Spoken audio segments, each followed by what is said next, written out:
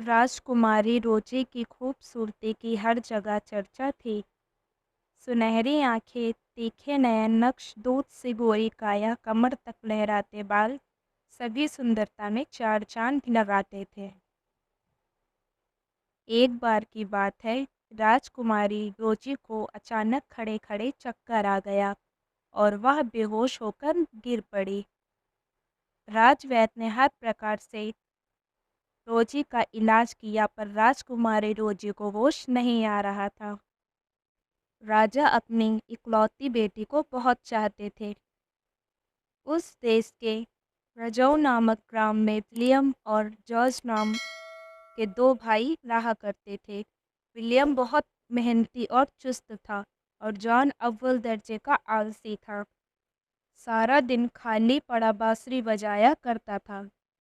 William पिता के साथ सुबह खेत पर जाता, हल जोतता व अन्य कामों में हाथ बटाता। एक दिन विलियम ने जंगल में तोतों को आदमी की भाषा में बात करते सुना। एक तोता बोला, यहाँ के राजा की बेटी अपना होश खो बैठी है, क्या कोई इलाज है? क्यों नहीं?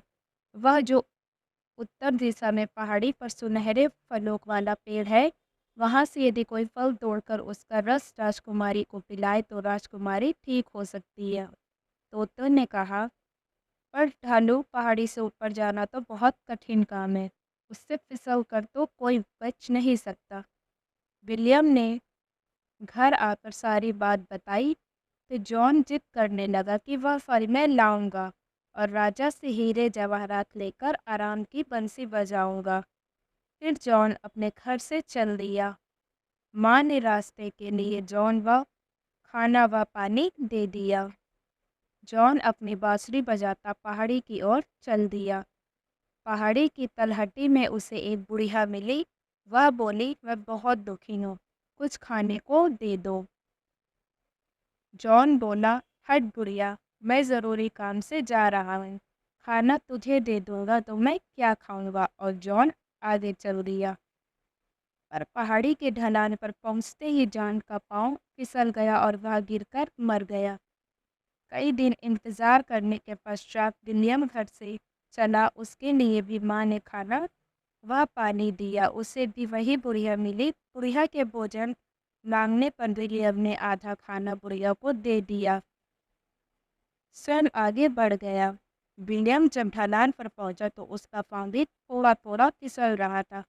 वह घास पकड़ पकड़ कर चढ़ रहा था और उसे भी तभी वहां दो तोते दिखाई दिए और उनमें एक तड़प कर उसके आगे गिर गया।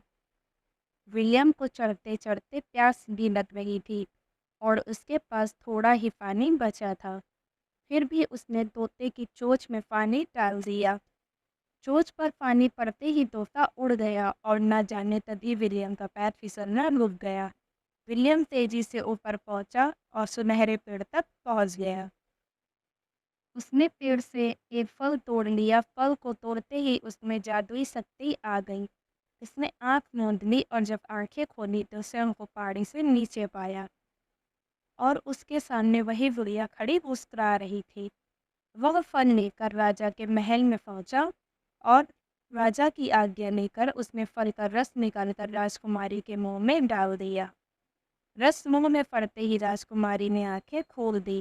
राजकुमारी बोली, हे राजकुमार, तुम कौन हो? विलियम बोला, मैं कोई राजकुमार नहीं, एक गरीब किसान हूँ। इतने में राजा व उसके सिपाही आ गए। राजा बोले, आज से तुम राजकुमार ही हो। वत्स, तुमने योजी को नई जिंदगी दी है, बताओ तुम्हें क्या इनाम दिया जाए। विलियम बोला, मुझे ज़्यादा कुछ भी नहीं चाहिए, मेरे पास बहुत थोड़ी ज़मीन है। यदि आप मुझे 5 एकड़ ज़मीन दिलवा दें तो मैं ज़्यादा खेती करके आराम से रह सकूँगा। राजा बोला, सचमुच तुम मेहनती और ईमानदार हो, अभी तुमने इतना छोटा इनाम मांगा है। हम तुम्हारा विवाह अपनी बेटी वोजी से करके तुम्हारा राज तिलक करना चाहते हैं।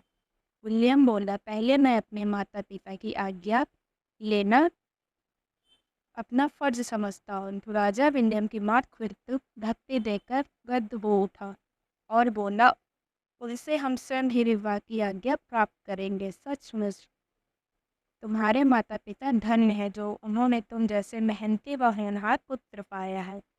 फिर राजा ने विलियम के पिता की आज्ञा से विलियम व रोजी का विवाह कर दिया और उसके पिता को रहने के लिए बड़ा मकान, खेती के लिए ज़मीन व काफ़ी धन दिया। विलियम राजकुमारी के साथ महल में तथा उसके माता पिता अपने बड़े वैभवशाली मकान में सुखपूर्वक रहने लगे।